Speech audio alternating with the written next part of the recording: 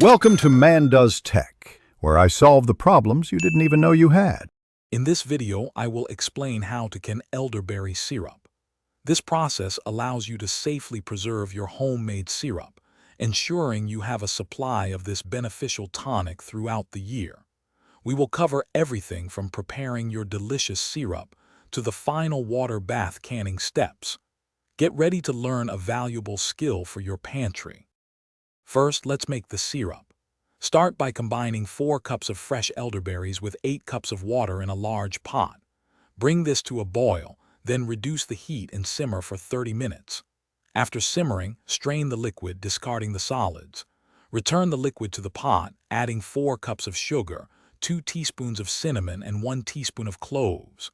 Bring this mixture to a boil again, then simmer for another 30 minutes, stirring frequently. Next, prepare your canning jars.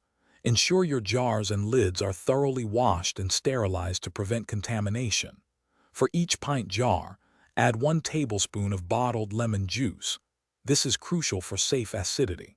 Carefully ladle the hot elderberry syrup into the hot jars, leaving precisely 1/2 inch of empty space at the top.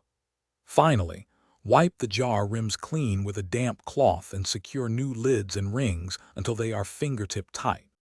For the final step, carefully place your filled jars into a water bath canner, ensuring they are covered by at least 2 inches of water.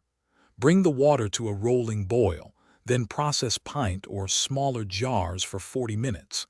After processing, turn off the heat, remove the canner lid, and let the jars rest in the hot water for 5 minutes.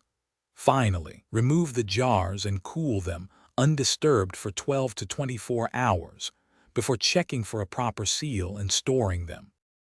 Thanks for watching. If you found this helpful, don't forget to like and subscribe.